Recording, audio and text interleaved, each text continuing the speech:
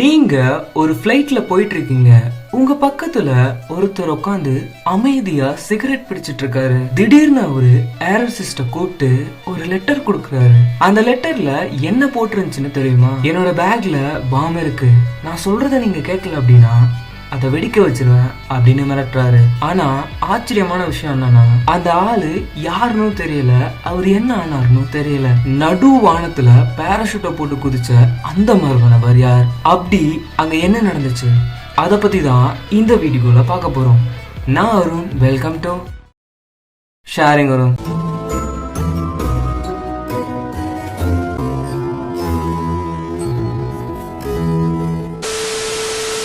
November 24, 1971 அன்னைக்கு அமெரிக்காவோட போர்ட்லாண்ட்ல இருந்து சியாட்டில் அப்படிங்கிற இடத்துக்கு போயி 727 அப்படிங்கிற விமானம் போகுது. அதுல டான் கூப்பர் அப்படிங்கிற ஒருத்தர் டிக்கெட் எடுத்து ஏறாரு. பிளைட் கிளம்புன கொஞ்ச நேரத்திலேயே அவரு ஒரு ஏரோசிஸ்ட கூப்பிட்டு ஒரு லெட்டரை கையில கொடுக்கறாரு. அந்த ஏரோசிஸ்டும் அந்த லெட்டர் ஏதோ லவ் லெட்டர் அப்படின்னு நினைச்சு அதை படிக்காம அப்படியே பாக்கெட்ல வச்சிடறாங்க. ஆனா அந்த ஆள் அவங்கள கூப்பிட்டு அமைதியா அந்த லெட்டர்ல எழுதி இருக்கிறத படிங்க, என்கிட்ட பாம் இருக்கு அப்படின்னு சொன்னா. அந்த லெட்டர்ல என்ன எழுதி இருந்துச்சு தெரியுமா? எனக்கு $2,00,000 பணம் வேணும், 4 பேராஷூட் வேணும், ஷியாட்டில் ஏர்போர்ட்ல இறங்கும் போது இது எனக்கு ரெடியா இருக்கணும் அப்படின்னு சொல்லியிருந்தான். பிளைட் ஷியாட்டில்ல லேண்ட் ஆகுது. அங்க இருந்த அதிகாரிகள் அவன் கேட்ட $2,00,000 பணத்தையும் 4 பேராஷூட்டையும் தராங்க. அதுக்கு பதிலா அங்க இருந்த பேசஞ்சரை வெளியே விடுறான். ஆனா பிளைட் ஊழியர்களை மட்டும் வெளியே விடல. பிளைட்டை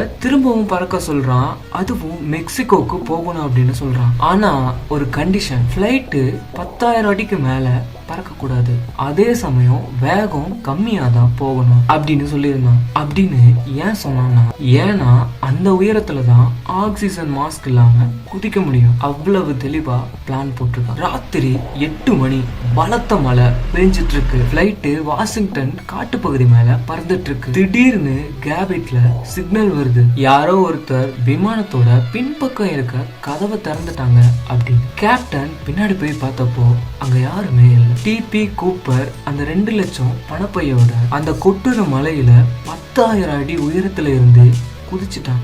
FBI அதிகாரிகள் அந்த விமானத்தை 2 போர் விமானம் கொண்டு ஃபாலோ பண்ணிட்டு தான் வந்தாங்க. ஆனா அவன் குதிச்சத யாராலையும் பார்க்க முடியல. அதுக்கப்புறம் அந்த காட்டு பகுதியில பல மாசம் தேடியும் அவன் அங்க கிடைக்கவே இல்லை. அவன் உயிரோட தப்பிச்சிருப்பானா இல்ல செத்துருப்பானா? 1980 கொலம்பியா ஆத்து பக்கத்துல ஒரு சின்ன பையன் விளையாடிட்டு இருக்கும்போது 3 பணக்கட்டுகளை கண்டுபிடிச்சான். இத FBI செக் பண்ணி பாக்குறப்போ அது டிபி கூப்பருக்கு கொடுத்த அந்த பணக்கட்டுல இருந்த அதே வரிசை எண்ல இருந்த பணக்கட்டு. ஆனா அந்த பணத்தோட ஒரு பகுதி தான் கிடைச்சது. மீதி பணம் எங்க? டிபி கூப்பர் எங்க? ஆயிரக்கணக்கான பேரை FBI விசாரிச்சாங்க.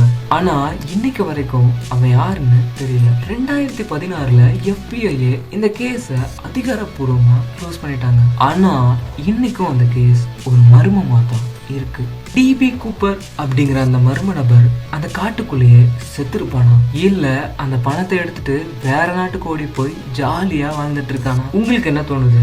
மறக்காம கமெண்ட்ல சொல்லுங்க. இந்த வீடியோ பிடிச்சிருந்தா லைக் பண்ணுங்க, நம்ம ஷேரிங் அருண் சேனலை சப்ஸ்கிரைப் பண்ணுங்க.